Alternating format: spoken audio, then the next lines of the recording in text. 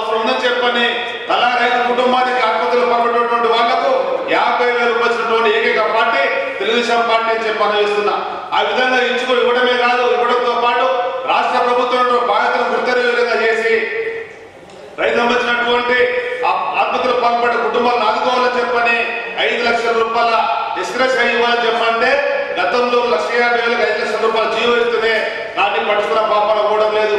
ఆత్మహత్యలకు పాల్పడ్డ రైతుల కుటుంబాలను ఓదార్చకుండా, వాళ్ళకి ఆత్మస్థైర్యం చెప్పకుండా, ఆ కుటుంబాలకు కలిసి ధైర్యం చెప్పకుండా వాళ్ళ మీద పెరుగుతూనే ఉన్నాయి.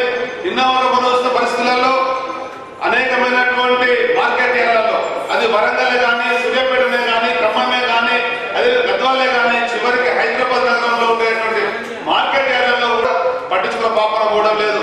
ఎక్కడైతే తనకు కమిషన్లు వస్తాయో ఆ కమిషన్లు వచ్చేటువంటి వాటికి పథకాల రూపకల్పన చేస్తున్నాడు, దాని నిధులు కేటాయిస్తున్నాడు, నిధులు చెల్లిస్తున్నాడు. వాస్తవంగా ప్రజలకు ఉపయోగపడేటువంటి, ప్రజలకు మౌలిక సదుపాయాలు కావాల్సినటువంటి, ప్రజలు కోరుకునేటువంటి పనులకు మాత్రం ఈ ముఖ్యమంత్రి గారికి మనసు రావడం లేదు.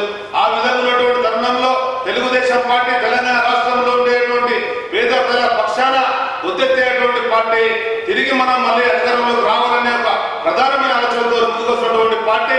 ఈ తెలంగాణ ప్రాంతంలో ఉండేటువంటి పేదవాళ్లకు సంక్షేమ కార్యక్రమాలు ఇవ్వాలన్నా, అభివృద్ధి కార్యక్రమాలు ఇవ్వాలన్నా, నీతి కలిగినటువంటి నిజాయితీ పాలన ఇవ్వాలన్నా కేవలం తెలుగుదేశం పార్టీ సాధ్యం చెప్పి పరవేస్తున్నా. కానీ ఇవాళ తెలంగాణ రాష్ట్రంలో కుటుంబ పెత్తనం నడుస్తున్నది. నిన్నాక మనం చూసిన యూపీలో జరిగినటువంటి ఎన్నికలలో అక్కడి ప్రజలు కూడా కుటుంబ పాలనకు దోహదపడలేదు.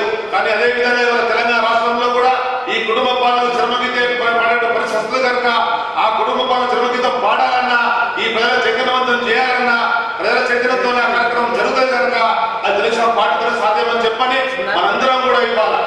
స్థానికంగా ఉండేటువంటి నాయకత్వాన్ని, గ్రామాల్లో ఉండేటువంటి నాయకత్వాన్ని, మండలాల్లో ఉండేటువంటి నాయకత్వాన్ని, క్షేత్రస్థాయిలో ఉండేటువంటి వాళ్ళను సమన్వయపరుస్తాం. వాళ్ళందరూ కూడా కార్యోన్ముఖులను చేద్దాం, కార్యదృశ్యపరం చేద్దాం. మనకు ఉన్నటువంటి శక్తి అంతా కూడా సమకూర్చుకొని ఐకమత్యంతో ముందుకు పోదాం. తప్పకుండా 2019లో మనం జెండా ఎగరాలంటే స్థానికంగా ఉండేటువంటి నాయకత్వాన్ని బలోపేతం చేయాలి కనుక మీరందరూ కూడా ఎన్నికల అధికారులుగా అక్కడ ఉండేటువంటి మన కార్యకర్తల, మనకు ఉండేటువంటి గ్రామ కమిటీల యొక్క మనోభావాలకు అనుగుణంగా స్థానికంగా ఉండేటువంటి పరిస్థితులను, స్థానిక సమస్యలను ఎవరైతే చాటగలుగుతారో, స్థానిక సమస్యల పరిష్కారం ఎవరైతే పాటుపడగలుగుతారో, పార్టీని బలోపేతం చేయగలుగుతారో అటువంటి నాయకత్వాన్ని గుర్తించండి.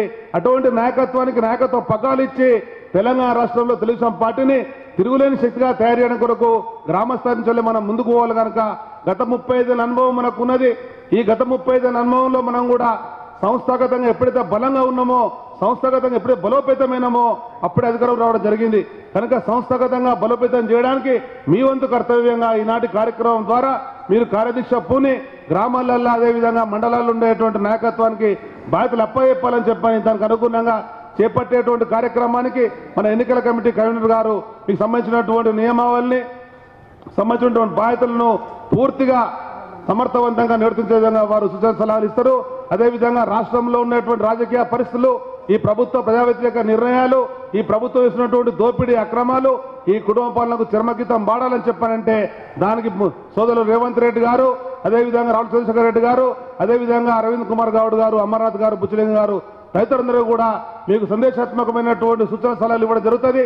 వాటన్నిటిని కూడా తీసుకెళ్లి కాన్స్టిట్యున్సీలలో ఉండేటువంటి నాయకుడు, ఇక్కడ ఉండేటువంటి ఇన్ఛార్జు 2019లో ఎమ్మెల్యే కాగలడానికి కొరకు మీరే వారధిగా ఉండాలని చెప్పని, మీరే దోహదపడాలని చెప్పని, మీరే అటువంటి విధంగా అక్కడ పార్టీ యంత్రాంగాన్ని తయారు చేయాలని చెప్పని మనసారా కోరుకుంటూ తెలుసుకుంటాను. ధన్యవాదాలు. జై